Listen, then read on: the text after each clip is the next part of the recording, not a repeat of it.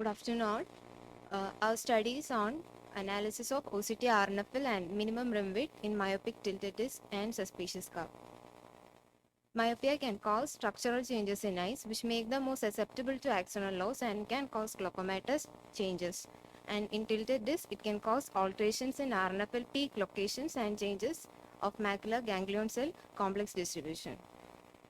RNFL thickness assessment is an important tool in evaluation and monitoring of glaucoma, whereas in eyes with structural and anatomic variations like myopic tilted disc, it can cause erroneous results.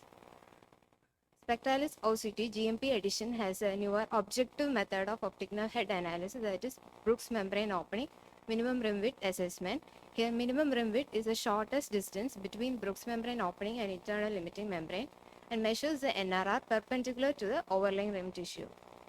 Aim of a study is to analyze and correlate RNFL thickness and DMO MRW and to correlate the visual field changes. This is a prospective cross-sectional study done in a tertiary hospital in 60 eyes with myopic tilted disc and suspicious curve over a period of 1 year. All patients underwent complete ophthalmic evaluation including refraction, optic nerve head evaluation, ovality index assessment, visual field study, RNFL thickness and Brooks membrane minimum rim width analysis. The RNFL thickness and BMO MRW measurements were topographically compared at the level of hemidisc. The two superior sectors are included in the superior hemidisc and two inferior sectors are included in the inferior hemidisc.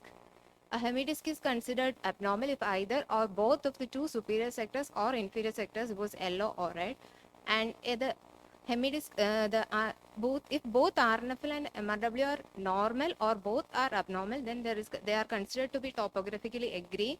Otherwise, they are considered to be disagreeing with each other. And those cases which were disagreeing with each other underwent post hoc analysis. Inclusion criteria to age group 20 to 60 years, best corrected visual acuity more than 6/18, refractive error up to -6 diopters. Exclusion criteria: any non-case of glaucoma, any patient with any retinal pathologies, and those who underwent any ocular surgeries. Results: 55% were males, 45% were females, and about 45% were mild myopes, whereas 55% were moderate myopes. The average RNFL thickness was higher in the inferior hemidisc. The average BMO MRW was also higher in the inferior hemidisc in our study. Coming to agreement between RNFL and BMO MRW, out of 120 hemidisc analyzed, 106, 85.83% showed agreement, whereas 14.16% showed disagreement. That is, 14 eyes showed disagreement. Mild myopia patients also showed good agreement, that is 19.7% showed agreement. Moderate myopia also showed 87.17% showed good agreement.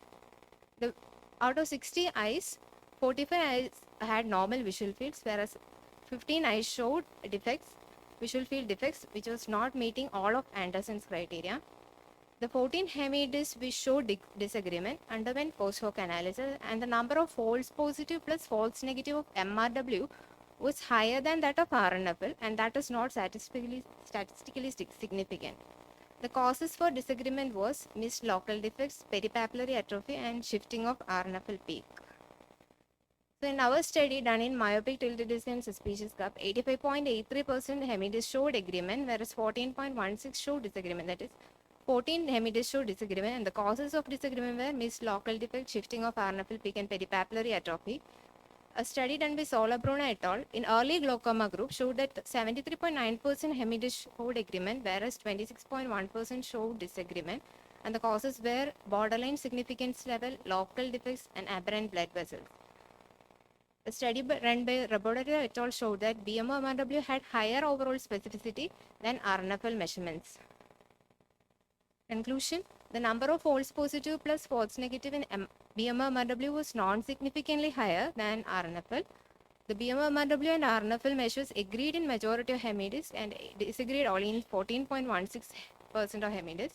So those cases who showed disagreement should be followed up regularly, and GCC analysis can also be done to detect these glaucomatous changes in pre-perimetric glaucoma.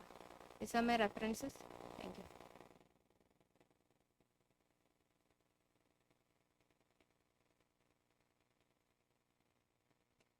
So that is 16%. What shall we do?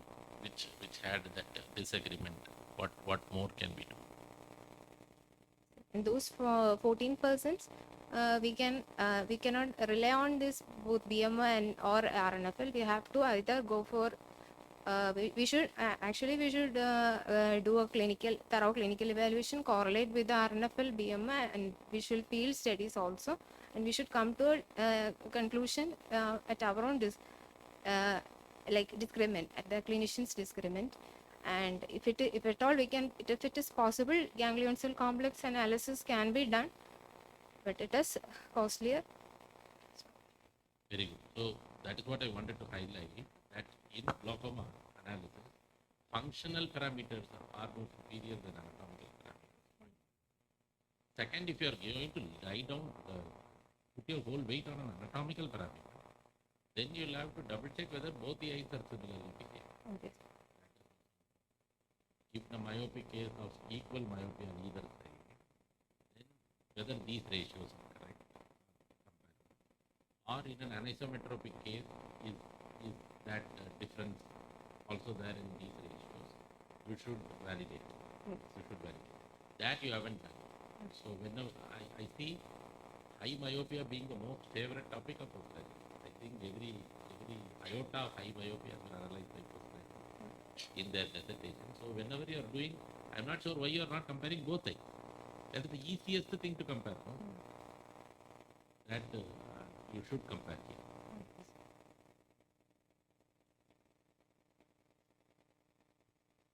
If a patient has bilateral tilted disc, what's the most common visual field defect we'll expect them to have?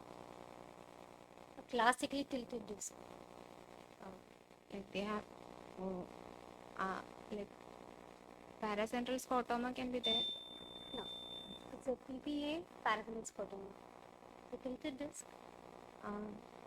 Arcuate, early arcuate.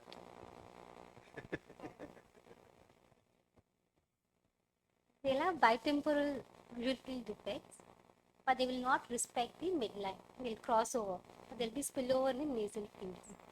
Okay, so for some reason, if you're going to get a visual field tested done in patients with a high myopia or myopic tilted disc, and you find temporal defects which do not respect the midline, okay, do not get scared suspecting that the patient is going to have a pituitary lesion. Okay, these patients can have these visual field defects. But if you see that the temporal defects are there, bilaterally, it's always better to rule out by getting MRI done. To rule out, they do not have a neurological issue. Same thing, different manner I'm asking the question. She told bitemporal hemianopia. This tilted disc produces bitemporal hemianopia is called as what? Hello, bitemporal hemianopia normally you know, no, chiasma area. Yes. But here she told no bitemporal hemianopia, not respecting the vertical meridian. In a case of tilted disc is called as what? Bitemporal hemianopia. You fill up the what? It's not real, man. Hello. Then you tell the answer now. It's not real. Hello, real bilateral bitable occurs in chiasma. Here it occurs in the retina problem, nasal retina problems and all is there. Now tell me. A pseudo, use the word pseudo, man. Pseudo bitemporal hemianopia, that's all. The name. There are so many pseudos in ophthalmology, you know that? Normally I used to ask questions, come on, tell me how many pseudo are there in the ophthalmology for fun. They have to, in the exam they have to tell, at least 1, 2, 3 narrate, they must tell how many pseudos are there. Like that you will ask. How to follow? Yes. Okay. Thank you, sir.